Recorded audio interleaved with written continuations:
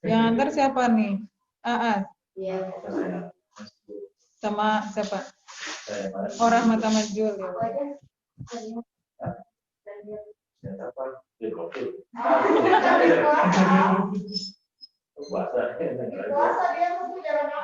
Ya udah sih itu aja Jul sama Mamet nih. Teman-teman juga yang dari sesi 1 2 ingin bergabung lagi untuk lebih memaksimalkan, silahkan ya teman-teman.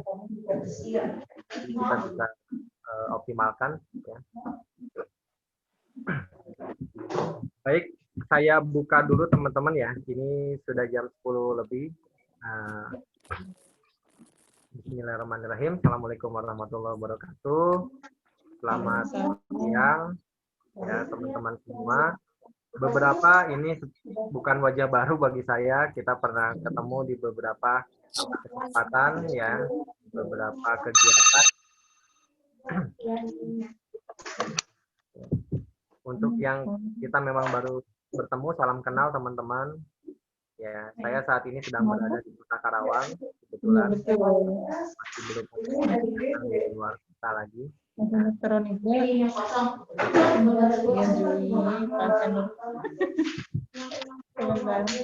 Mudah-mudahan kebahagiaan saya juga sama ya dengan kebahagiaan dari teman-teman semua. Kita bisa bersilaturahmi ya, dan saya tidak akan pernah bosan untuk silaturahmi dengan teman-teman ya. Bisa melihat teman-teman melaksanakan kegiatan ya, itu luar biasa. Baik teman-teman,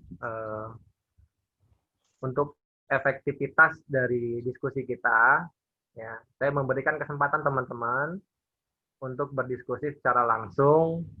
Silakan menggunakan forum chat diskusi di Zoom ini jika ada pertanyaan atau hal-hal yang memang penting untuk kita diskusikan teman-teman ya. Bukan hanya terkait materi, tapi juga terkait nanti di pelaksanaan kursus online kita, teman-teman silahkan ya. Tapi nanti saya akan fokus untuk merefleksi, mereview. Tadinya saya ingin ada perwakilan dari teman-teman yang bisa mempresentasikan terkait materi-materi yang sudah kita bahas. Tujuannya apa? Supaya kami juga bisa melakukan evaluasi capaian ya dari pembelajaran kita sejauh mana. Ya, teman-teman, walaupun kita melaksanakan pembelajaran jarak jauh yang memang saat ini diinstruksikan lah seperti itu ya, baik oleh lembaga administrasi negara ya, kemudian juga oleh Kementerian Kesehatan ya. Bahkan pelatihan yang tadinya klasikal tatap muka itu sekarang di blended. Contoh pelatihan BTCLS untuk perawat ya. Nah, pelaksanaannya sekarang aturan dari DPP, kemudian aturan juga dari Kemenkes sebagai leading sektor dalam hal ini, itu harus pemberian teori diberikan secara daring. Ya. Tapi ada sesi praktek yang memang tidak bisa dilakukan secara daring. Jadi kita sudah memulai kegiatan untuk pelatihan blended ini, sudah kita laksanakan dari awal Agustus kemarin, teman-teman ya. Jadi mohon maaf juga ketika penyampaian sesi materi dari jadwal jam 4 terkadang saya agak telat dan bahkan lebih awal mulainya. Sekali lagi di forum ini saya ingin menyampaikan permohonan maaf ke teman-teman ya, dan mudah-mudahan teman-teman juga bisa memaklumi karena kebetulan juga saya masih aktif ya, artinya masih aktif sebagai fasilitator di lembaga diklat yang memang saat ini sudah mulai kegiatan aktif ya di beberapa daerah. Tapi insya Allah ya setiap hari kita akan ada diskusi teman-teman. Baik, saya akan mulai saja untuk refleksi materi kita. Teman-teman, kita sudah membahas beberapa materi dasar ya, karena di kursus online EKG ini terbagi menjadi materi dasar dan materi inti. Nah, materi dasar itu kemarin sudah dibahas terkait dengan sejarah EKG. Saya rasa itu hanya pengenalan saja, tambahan informasi ya untuk teman-teman. di sejarah tentang EKG ya.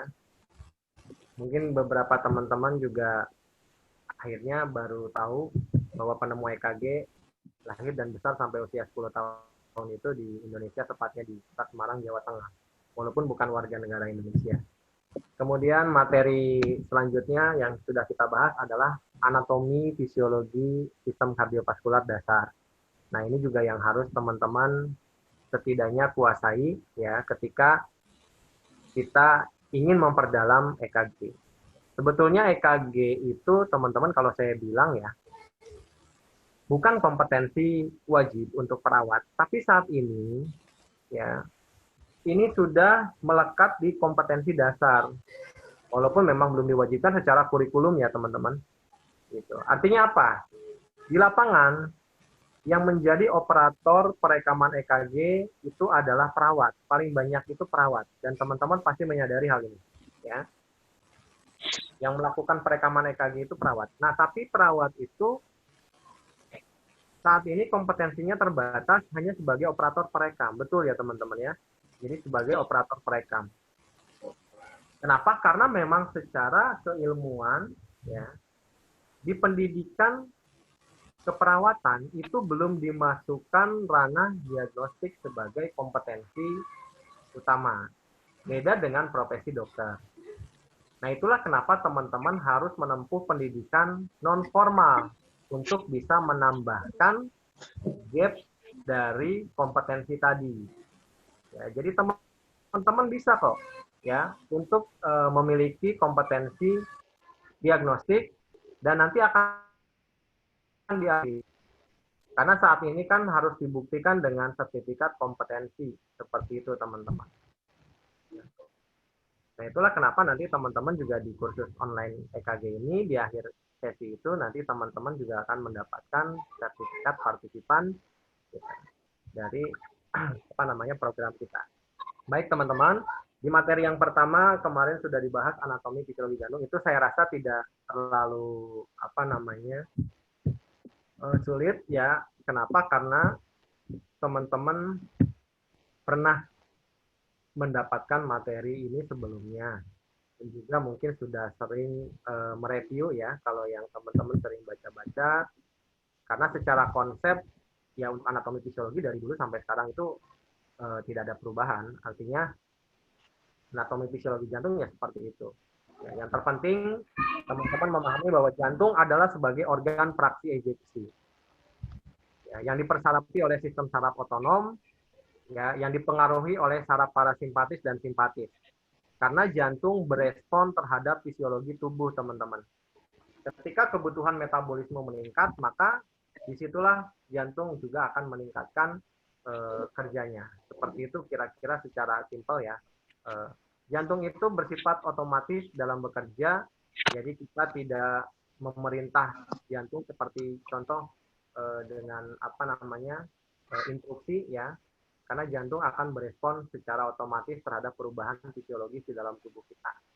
Nah, yang juga harus teman-teman ketahui dari anatomi jantung, jantung itu dibagi menjadi 4 ruangan, teman-teman. 4 chamber. 2 ruangan yang di atas itu berfungsi sebagai reservoir, yaitu atrium kanan dan atrium kiri. Ya, reservoir itu menjadi penampung darah dari seluruh tubuh dan dari paru-paru. Atrium kanan dia menampung darah yang deoksigenat atau belum teroksigenasi, artinya kaya akan CO2. Dan atrium kiri yang menampung darah yang sudah teroksigenasi di paru-paru. Sehingga antara atrium kanan dan atrium kiri itu tidak boleh ada percampuran darah. Itulah kenapa dipisahkan oleh sekat jantung yang disebut dengan septal atrium, teman-teman. Kemudian yang di bagian bawah ukurannya lebih besar ruangannya, teman-teman, yang kita sebut dengan ventricle. Nah, ventricle inilah yang menjadi aksi ejeksi, teman-teman ya. Jadi ventricle lah yang menjadi pusat pompa di jantung kita. Itulah kenapa otot ventricle lebih tebal daripada atrium, karena fungsinya tadi sebagai fraksi ejeksi. Nah, fraksi ejeksi nanti dibagi 2, teman-teman. ada fraksi ejeksi sirkulasi pulmonal dan fraksi ejeksi sirkulasi sistemik. Nah, sirkulasi pulmonal itu dimulai dari mana? Nah, sirkulasi pulmonal itu dimulai dari ventrikel kanan, teman-teman. Dari ventrikel kanan, darah nanti akan dipompakan ke paru-paru melalui arteri pulmonalis. Nah, di situ melewati katup. Besok lagi dia. Ya. Dia akan melewati katup yang kita sebut dengan katup semilunaris.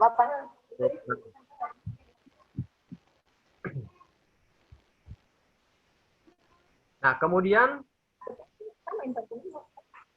darah akan dioksigenasi di paru-paru melalui proses pertukaran gas tingkat 1 yang kita sebut dengan difusis, teman-teman. Itu terjadi di alveoli. Ya.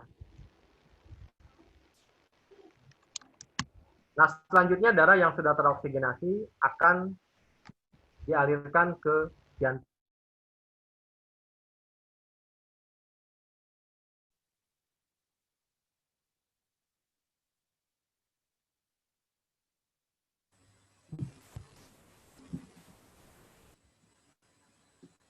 Nah, setelah darah ditampung di atrium kiri, teman-teman, selanjutnya tugas dari ventrikel kiri untuk memompakan ke seluruh tubuh. Nah, itulah kenapa, teman-teman, ventrikel kiri secara anatomi ukurannya lebih besar daripada ventrikel kanan.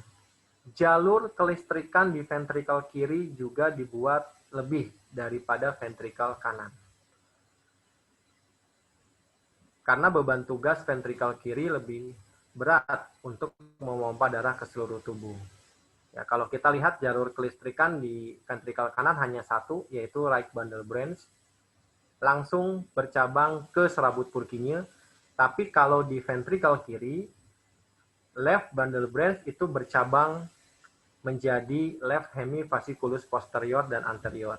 Baru bercabang ke serabut Purkinje, generator listrik jantung yang ketiga. Nah, secara anatomi jantung, teman-teman itu ya 4 ruangan yang paling penting teman-teman sudah tahu, atrium sebagai reservoir, kemudian ventrikel sebagai fraksi ejeksi. Nah, selanjutnya di dalam jantung juga teman-teman ada pembuluh darah. Nah, pembuluh darah di jantung itu ada 2 jenis, yaitu arteri dan vena. Nah, supaya mudah, gampang kita ngingetnya, pembuluh darah yang masuk ke jantung membawa darah itu disebut vena. Pembuluh darah yang keluar dari jantung membawa darah itu disebut pembuluh darah arteri. Oke, pembuluh darah vena yang masuk ke jantung pertama itu adalah vena cava, muara akhir dari sistem aliran balik vena. Ya, ada vena cava superior, vena cava inferior, dan juga ada jalur yang masuk dari jantung itu sendiri yang membawa metabolisme, sisa metabolisme dari jantung yang kita sebut dengan vena jantung atau vena koronaria, ya, yang bermuaranya di sinus coronarius.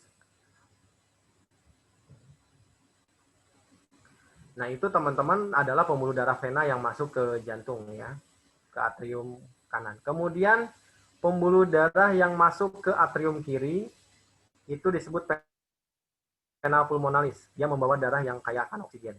Nah, jadi pembuluh darah vena ada 2, vena cava yang masuk ke jantung atrium kanan dan vena pulmonalis yang masuk ke atrium kiri. Dua-duanya membawa darah kandungan oksigen dan CO2. Ya, yang kaya akan CO2 tadi adalah vena cava.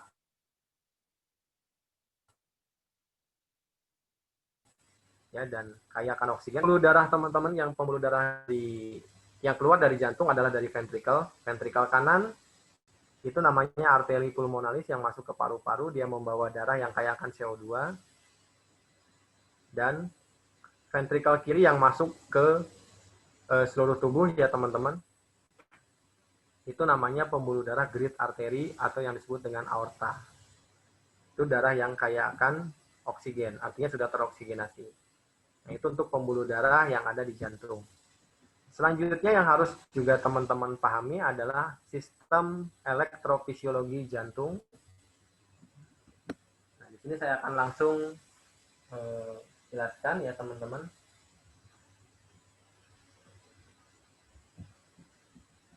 Di sini saya menggunakan 2 akun teman-teman ya, supaya saya bisa berinteraksi langsung dengan teman-teman melalui papan tulis ini untuk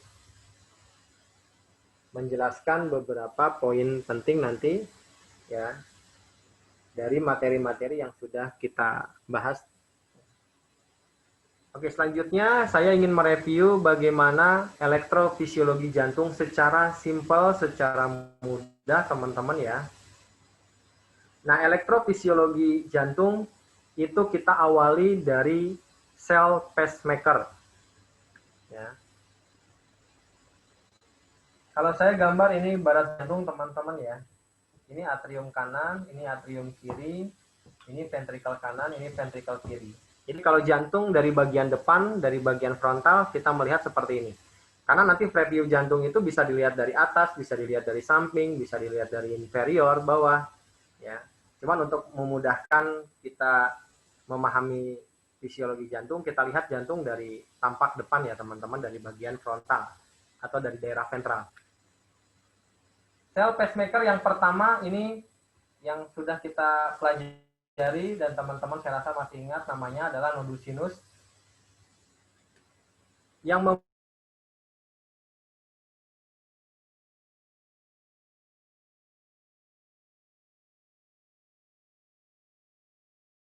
memberi trigger stimulus pada polarisasi. Dia bertugas secara otomatis. Ya. Kemudian S-anode itu memiliki frekuensi yang paling tinggi dibandingkan sel generator yang lain, teman-teman. Frekuensi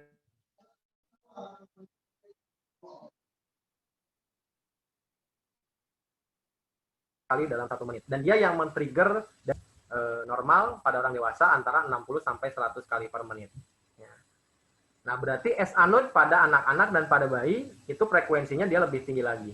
Ya, sesuai dengan tingkatan usia.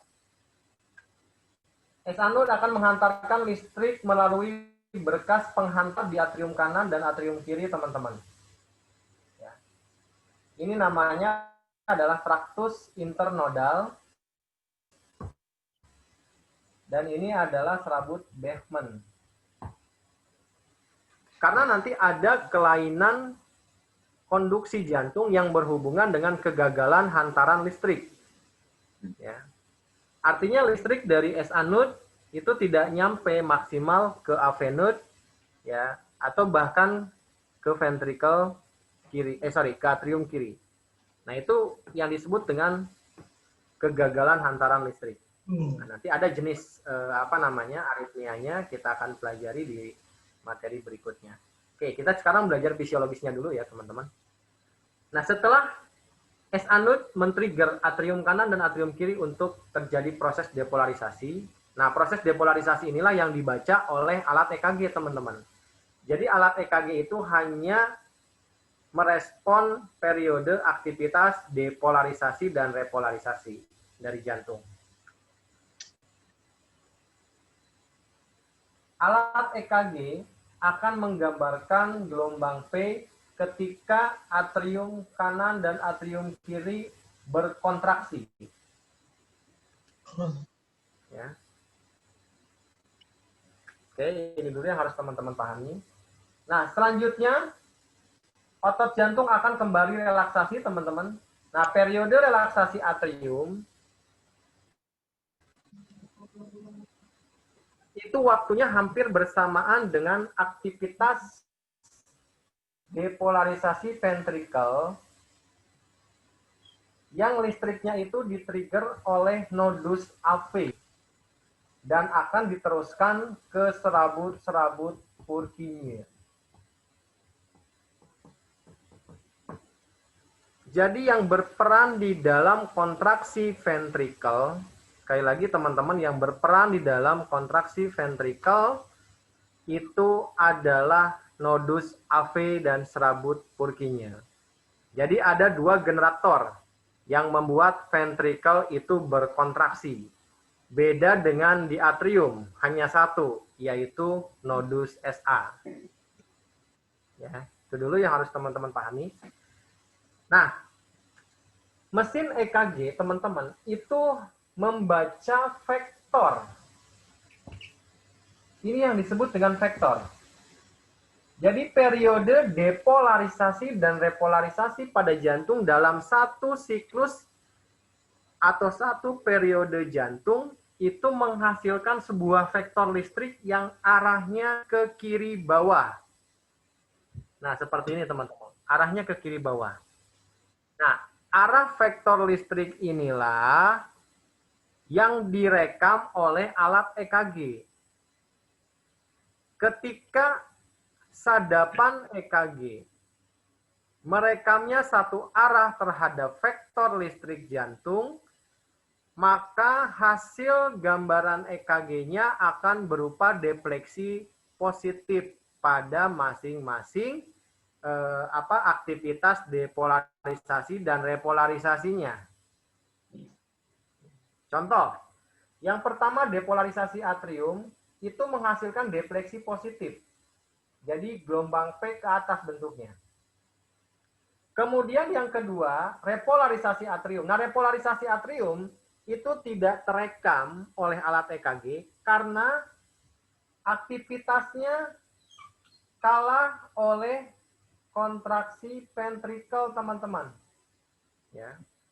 Listriknya lebih besar kontraksi ventrikel karena jaraknya tadi hampir bersamaan ya. Delay fisiologis pada nodus AV itu kalau diukur menggunakan alat pengukur itu durasinya sangat cepat, sepersekian detik, 1/10 detik. Ya, 1/10 detik itu sangat cepat sekali teman-teman ya. Sehingga alat EKG itu tidak bisa merekam periode repolarisasi atrium. Sehingga yang terekam adalah langsung ke periode kontraksi ventrikel dengan gambaran QRS. Nah, QRS juga dia cenderung positif gelombangnya, kecuali gelombang Q dan gelombang S yang terekam negatif. Ya. Kemudian selanjutnya repolarisasi ventrikel atau periode istirahat dari ventrikel. Nah, periode istirahat dari ventrikel itu tergambar dengan bentuk gelombang T. Ya. Dan gelombang T ini bentuknya juga positif. Ya. Jika sadapan yang menyadapnya adalah sejajar dengan vektor listrik jantung, maka hasilnya positif. Nah, sekarang saya ingin menggambarkan teman-teman sadapan yang merekamnya berlawanan arah terhadap vektor listrik jantung. Dari kedua belas sadapan EKG pada EKG 12 lead, ya, yang terdiri dari sadapan ekstremitas bipolar, lead 1, lead 2, dan lead 3, unipolar ekstremitas AVR, AVL, dan AVF, sadapan prekordial T1 sampai T6. Dari kedua belas sadapan EKG tadi, hanya satu yang merekamnya berlawanan arah terhadap vektor listrik jantung. Nah, yaitu adalah sadapan AVR. Kalau kita gambarkan sadapan AVR, AVR itu adalah hasil augmentasi dari ekstremitas kiri atas, tangan kiri dalam hal ini dengan kaki kiri yang digabungkan menjadi satu, listriknya diarahkan ke tangan kanan. Seperti ini, teman-teman.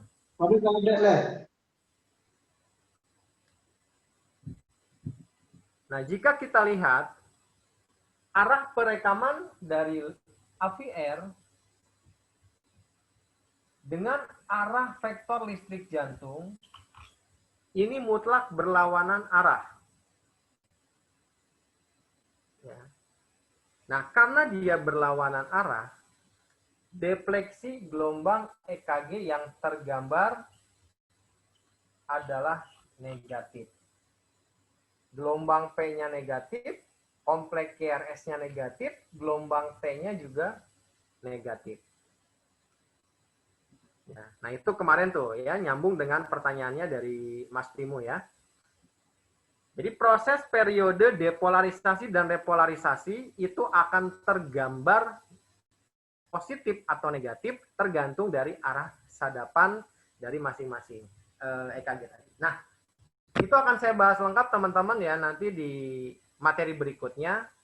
Jadi lengkap lead 1 merekamnya dari arah mana ke mana, lead 2, lead 3, sampai dengan V6, itu akan saya bahas secara khusus. Ini hanya untuk mencontohkan saja supaya teman-teman ada gambaran awal, ya kenapa gelombang P itu positif atau mungkin bisa negatif tadi karena dari posisi arah penyadapan.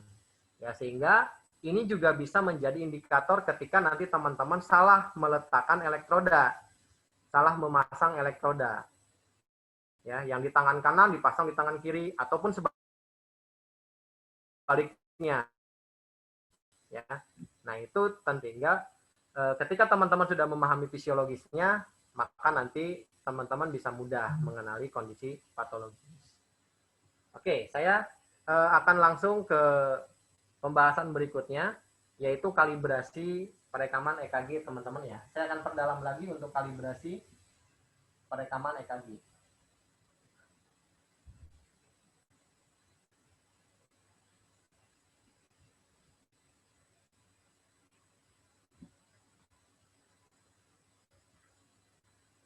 Hal penting selanjutnya teman-teman ya dari poin interpretasi EKG nanti ya.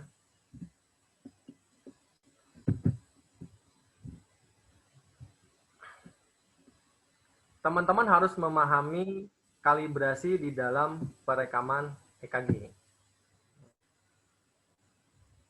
Sebelum membaca EKG teman-teman, yang harus kita pastikan tadi yang pertama, prosedur perekaman EKG sudah kita lakukan dengan benar. Alatnya sudah dalam kondisi berfungsi dengan baik, terkalibrasi, karena alat EKG itu memerlukan kalibrasi teman-teman.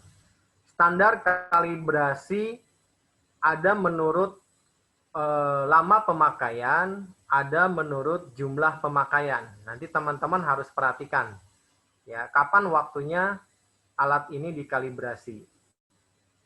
Ya. Kalibrasi itu diperlukan untuk memposisikan stylus head itu berada pada posisinya. Sehingga nanti merekam itu bisa sempurna tergambar pada kertas EKG, keisoelektrisannya juga itu akan terjamin. Ya. Kemudian yang kedua, teman-teman harus memastikan ya tidak ada gangguan pada saat perekaman, hantaran listrik itu bisa terekam dengan sempurna oleh elektroda. Terkadang besi-besi elektroda EKG yang tidak bersih, sisa-sisa gel yang kadang-kadang berkerak, nah itu juga sangat mempengaruhi teman-teman. Sangat-sangat mempengaruhi. Ya. Jadi teman-teman harus secara periodik bersihkan itu ya supaya daya sadap dari alat EKG ini maksimal. Kemudian juga yang harus teman-teman perhatikan dalam perekaman EKG nanti ya. Itu ada beberapa mesin EKG yang masih terpengaruh dengan besi atau logam yang nempel langsung pada pasien. Ini juga harus diperhatikan. Tapi beberapa alat EKG sudah dilengkapi dengan filter teman-teman ya, terutama filter logam. Nah itu untuk mengurangi efek dari interferensi medan elektromagnetik. Oke, selanjutnya yang juga harus teman-teman perhatikan nanti pada saat menginterpretasi gambaran EKG. Ini adalah kalibrasi perekaman EKG. Yang pertama adalah kalibrasi kecepatan. Ya, saya tidak akan bosan teman-teman untuk selalu mengingatkan teman-teman ya bahwa kalibrasi EKG ini adalah sangat penting sekali. Ya, kenapa? Karena beda kalibrasi perekaman itu berbeda nilai kotak kecil. Itu yang harus teman-teman perhatikan. Oke, saya bahas yang pertama adalah kalibrasi kecepatan. Kalibrasi kecepatan itu berarti garis horizontal pada kertas EKG. Ya, yang nanti dibagi-bagi menjadi kotak-kotak kecil. Nah, garis horizontal inilah kalibrasi kecepatan. Yang akan bermakna pada saat kita mengukur lebar gelombang EKG. Sekali lagi, bicara kecepatan berarti tujuannya untuk mengukur lebar gelombang EKG. Oke, sekarang kalibrasinya ada kalibrasi berapa saja di alat nanti. Ini semua mesin EKG berlaku sama teman-teman ya. Mau merek apapun ya. Mau pakai yang GE, mau pakai yang Fukuda ya, mau pakai Densi. Nah, itu sama. Kecepatannya itu ada kecepatan 10 mm per second, 12,5, kemudian 25, dan 50.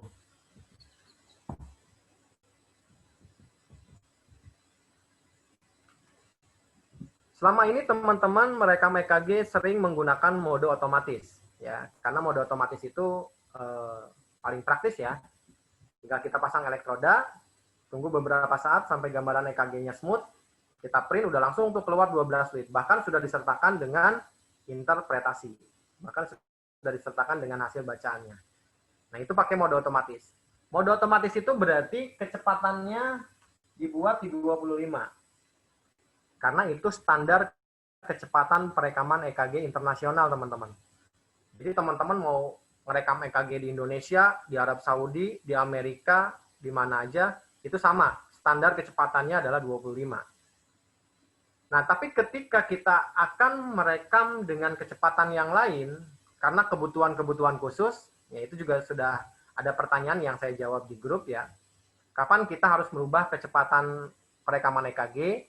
Ya. Nah, kecepatan EKG itu bisa kita rubah ketika kita ingin menurunkan laju QRS, laju frekuensi nadi di hasil EKG.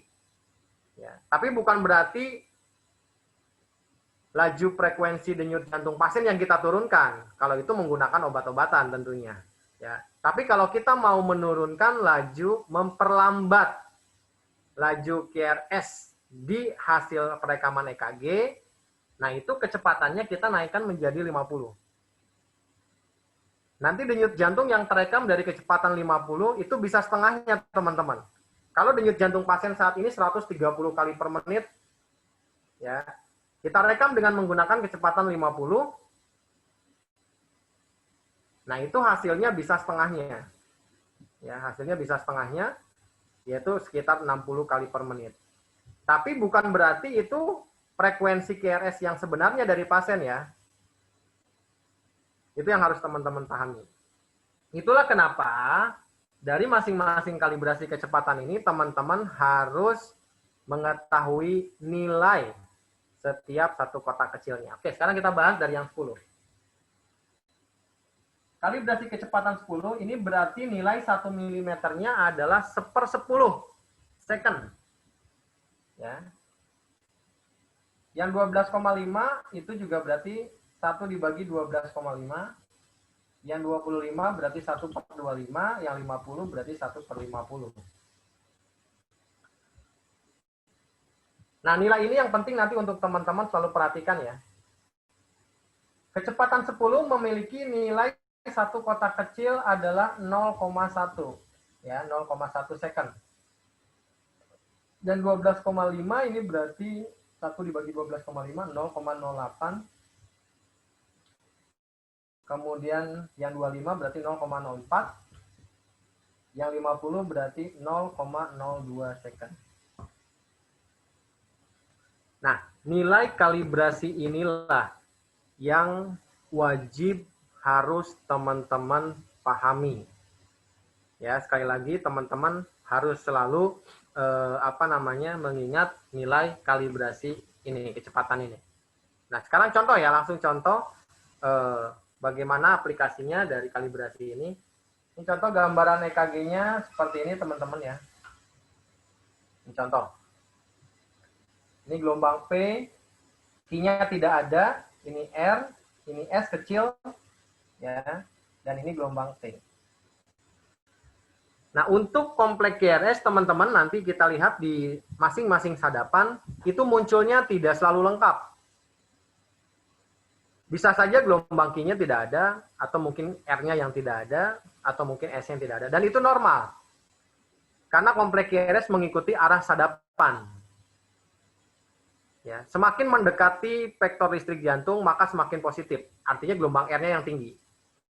Q dan S-nya itu bisa saja tidak terekam. Tapi semakin menjauhi, maka cenderung dominan negatif nanti. ya. Gelombang Q dan S-nya yang dominan. Nah, itu fisiologi dari kompleks QRS. Gambarnya seperti itu. Oke, contoh sekarang saya mau mengukur gelombang P, teman-teman. Perhatikan. Ya. Saya akan mengukur lebar gelombang P. Nah, gelombang P kita ukur lebarnya, contoh ya, ini contoh saja. Ada 2 kotak kecil contohnya. Lebar P gelombangnya 2 kotak kecil berarti 2 dikali, nah, kalibrasinya kita gunakan yang mana? Sesuai dengan hasil rekaman tadi. Kalau kita setting di 25, ya berarti dikali 0,04. Kalau ternyata kita setting di 50, ya berarti dikali 0,02. Ya, tergantung kalibrasi yang kita gunakan. Ya. Tapi kalibrasi standar 25. Contohlah kita kalibrasinya standar, jadi dikali 0,04. Jadi gelombang P, durasi pasien kita adalah 0,12 detik. Ya. Durasi gelombang P pasien kita adalah 0,12 detik. Kalau nilai merujuk ke nilai normal itu masih normal ya teman-teman. Karena gelombang P itu normalnya tidak boleh lebih dari 0,12. Jadi kalau teman-teman yang selama ini belajar nilai normal gelombang EKG menggunakan satuan kotak kecil itu nanti agak dirubah teman-teman ya. Karena yang kita gunakan nilai satuannya adalah detik dan milivoltase. Karena bisa jadi direkamnya dengan menggunakan kalibrasi yang berbeda. Contoh, kalau kita gunakan kotak kecil. Selama ini teman-teman diajarkan nilai normal gelombang P itu 3 kotak kecil normalnya. Betul ya? Teman-teman diajarkan gelombang P nilai normalnya 3 kotak kecil. Nah, 3 kotak kecil itu pada kalibrasi 25. Betul, 3 kotak kecil. Tapi ketika kita merekam pakai kalibrasi 50, 3 kotak kecil itu berapa nilainya? Ya berarti 3 dikali 0,02. Hasilnya 0,06. Nah, berarti kalau gelombang P-nya lebih dari 0,06 itu sudah dianggap kelainan. Nah, itu kalau teman-teman menggunakan kotak kecil. Maka tidak relevan untuk kalibrasi yang lain. 3 kotak kecil itu berlaku hanya kalibrasi 25 saja. Boleh, teman-teman silakan gunakan 3 kotak kecil patokannya untuk nilai normal. Tapi kalau menggunakan kalibrasi yang lain, ya itu tidak relevan. Nilai normalnya kita gunakan kotak kecil. Makanya nilai normal EKG di dalam buku EKG itu dibuatkan dalam satuannya detik.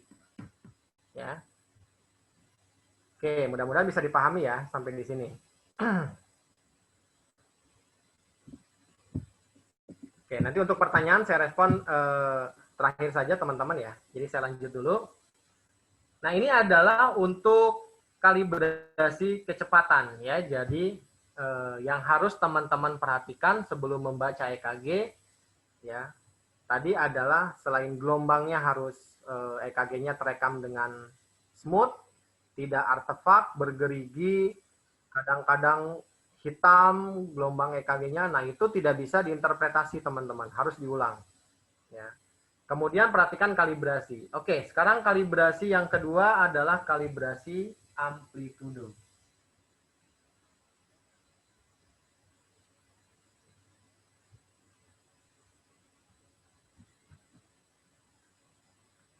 Baik, teman-teman, kalibrasi yang kedua adalah kalibrasi amplitudo. Kalibrasi amplitudo itu adalah garis vertikal pada kertas EKG. Kalau tadi kecepatan garis horizontal, ya. Kalau kalibrasi amplitudo itu berarti garis yang ke atas. Berarti menunjukkan tinggi. Ya. Kodifikasi untuk kalibrasi amplitudo digambarkan dengan bentuk seperti ini. Kalau saya bilang ini seperti bentuk gapura, teman-teman ya. Gapura gerbang gitu ya. Teman-teman kalau melihat kira-kira ya seperti ini. Supaya lebih mudah ya saya menjelaskannya. Nah, ini adalah lambang kalibrasi amplitudo. Di semua alat EKG sama. Lambang kalibrasi amplitudo pasti seperti ini. Dan teman-teman wajib melihat di semua lead ya sebelum nanti membaca EKG. Di sadapan mana kita baca, di situ harus kita lihat kalibrasi amplitudonya berapa. Kemudian kode yang kedua dengan menggunakan huruf X di bawahnya. Ada beberapa alat EKG yang menyertakan huruf X untuk kode amplitudo. Kode X-nya itu dimulai dari X setengah, X seperempat, kemudian X setengah, X1, dan X2. Nah, masing-masing kode ini mewakili kalibrasi amplitudo. Oke, untuk yang X seperempat, itu berarti kalibrasinya 2,5. Yang setengah itu berarti kalibrasi 5. Yang 1 ini berarti kalibrasi 10. Yang X2 ini kalibrasi 20. Untuk amplitudo sudah dibuatkan standar. Nah, standarnya adalah 10 atau X1. Kalau kecepatan kan tadi standarnya 25, teman-teman ya. Kalau amplitudo itu kalibrasi standarnya adalah 10. Nah, sekarang nilai satu kotak kecilnya berapa?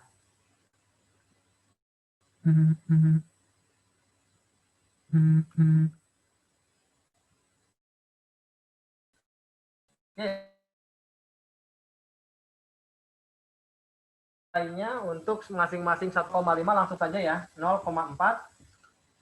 Yang 5 itu berarti 0,2 karena 1/5. Yang 10 0,1.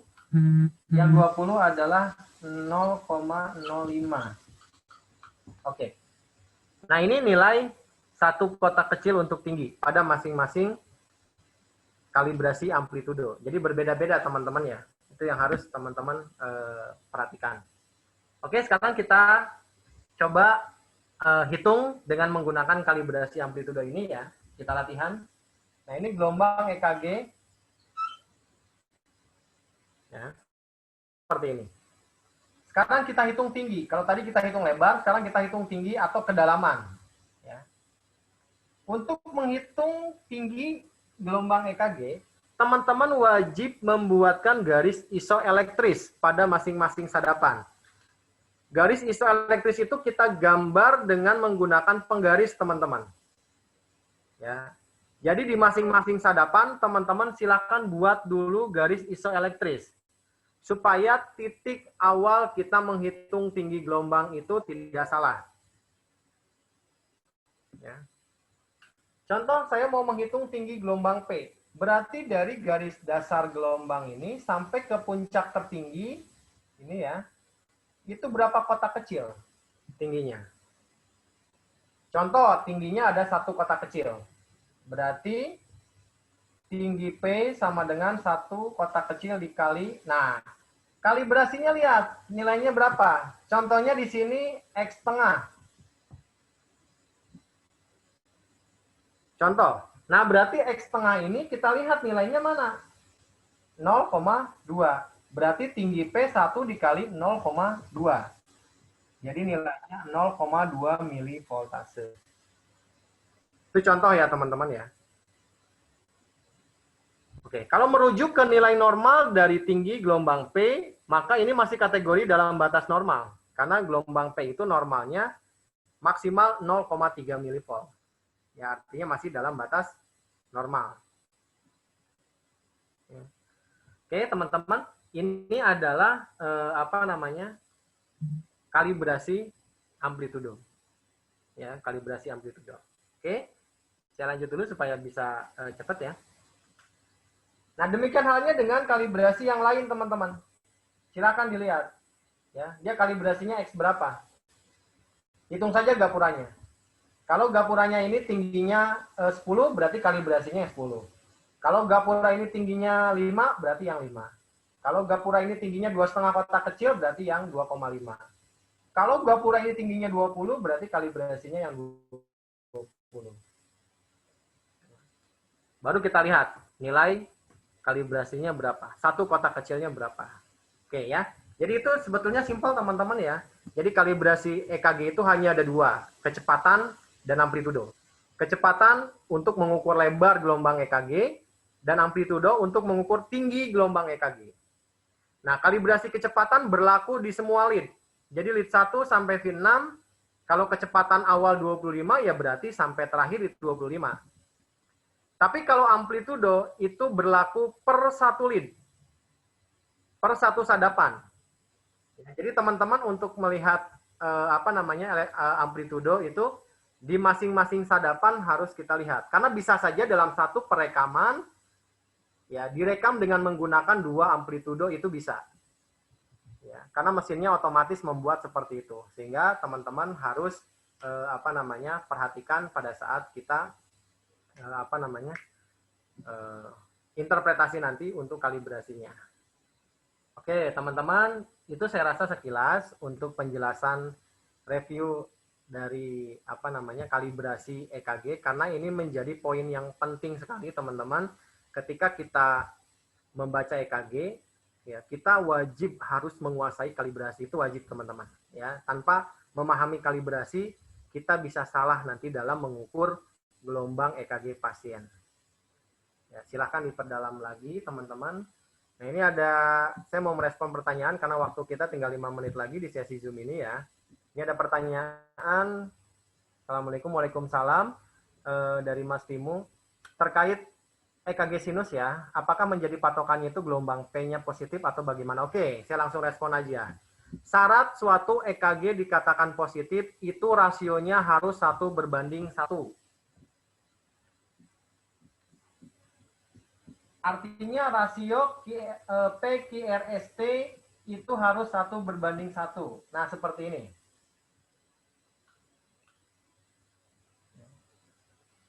Satu gelombang P diikuti satu kompleks QRS, walaupun nanti kompleks QRS-nya tidak lengkap, ya, itu tetap dihitung satu kompleks, dan diakhiri satu gelombang P. Jadi rasionya P berbanding QRS dan T itu 1:1. Oke, ini syarat utama EKG dikatakan sinus. Nah, sekarang bagaimana kalau gelombang P-nya tadi contoh di AVR,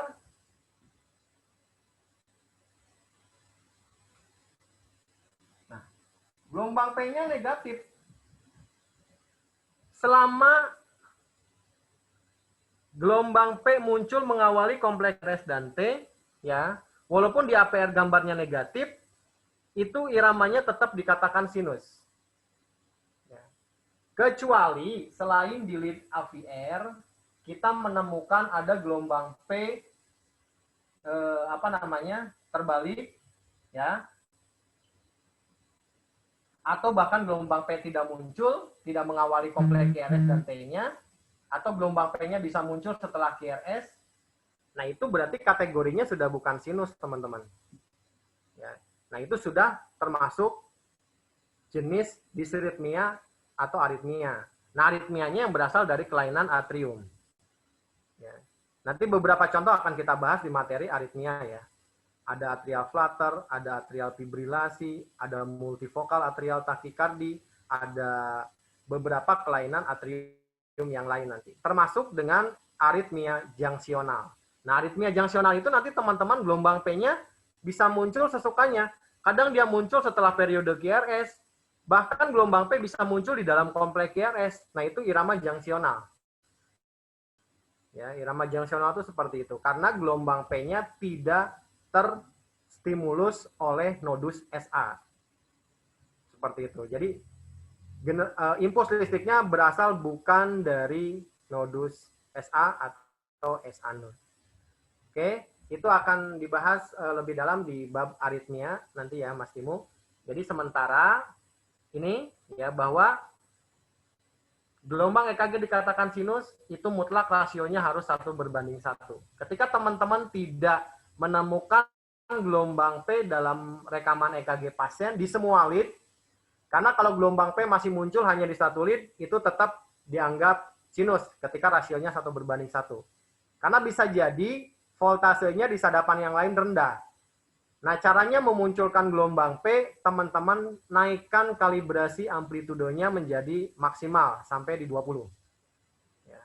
Jadi kalau teman-teman melihat gambaran EKG, gelombang P-nya tidak ada, jangan langsung kita berasumsi bahwa ini bukan sinus. Coba cross check dulu, naikkan dulu amplitudonya, pastikan dulu. Setelah dimaksimalkan gelombang P-nya muncul nggak? Nah, ketika gelombang P-nya tidak muncul, oke, berarti kita curigai. Apakah ini kelainan atrial fibrilasi? Apakah ini kelainan junctional? Atau bahkan nanti ini adalah aritmia ventricle yang memang sama sekali gelombang P-nya tidak muncul. Nah, seperti itu. Itu kira-kira ya, teman-teman, diskusi kita pada siang hari ini. Terima kasih untuk teman-teman yang sudah bergabung di diskusi kita kali ini.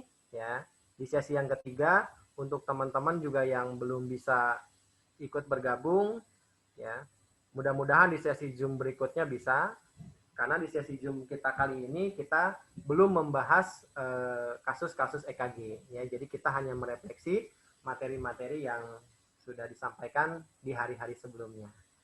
Baik teman-teman, selamat melanjutkan aktivitas. Mohon maaf kalau ada kekurangan dan salah-salah kata, terutama dari saya dan juga mewakili dari rekan-rekan panitia, admin dari Matador Training Academy, ya. Karena kami sadar tidak ada gading yang tak retak, teman-teman, tidak ada yang sempurna, karena kesempurnaan itu sekali lagi hanya milik Tuhan.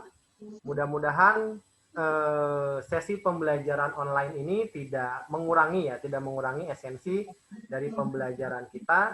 Dan saya sangat terbuka sekali dengan pertanyaan-pertanyaan dan diskusi. Ya, kita lanjutkan lagi sesi materi nanti di di grup ya. Untuk teman-teman yang memang ingin berdiskusi, tetap semangat teman-teman ya. Yang sedang di pelayanan, tetap semangat, jaga kesehatan, jaga protokol kesehatan juga, lindungi diri, keluarga, dan tentu pasien. Ya, selamat melanjutkan aktivitas. Dan juga selamat makan siang, mungkin sebentar lagi waktunya makan siang. Teman-teman yang di Aceh, yang di mana lagi ini? Mas Fadila di mana Mas Fadila? Aceh. Aceh ya, luar biasa. Mas Timu di mana Mas Timu? Kuningan, Pak. Kuningan ya, Ya. luar biasa Kuningan. Ya, kita sering kegiatan biasanya di Stiku ya, pernah juga di rumah sakit juga di RSUD Kuningan ya. Ya, Pak. Mas Ari Purba dari mana, Mas? Cirebon, Pak. Waduh, Cirebon. Oke, kabarnya, Mas? Alhamdulillah, Pak. Alhamdulillah ya. Sampai ketemu nanti di Cirebon nih. Insya Allah. Ya, kalau Mas Abdirman ini luar biasa, dia pernah ngerjain saya nih di Aceh nih. Kembali, Mas. Ya, Bulasti ketemu lagi ya. Gimana? USG oke ya, jalan ya. Siap. Alhamdulillah lancar. Ya. Oke, semuanya teman-teman ya. Terima kasih atas partisipasinya. Mudah-mudahan kita bisa bertemu lagi di sesi Zoom berikutnya. Ya, semangat terus ya. Semangat terus untuk sama-sama kita belajar dan tentu sehat terus. Mudah-mudahan sukses untuk semua. Ya, saya Agri. Assalamualaikum warahmatullahi wabarakatuh. Selamat siang. Waalaikumsalam warahmatullahi wabarakatuh. Selamat siang, Pak.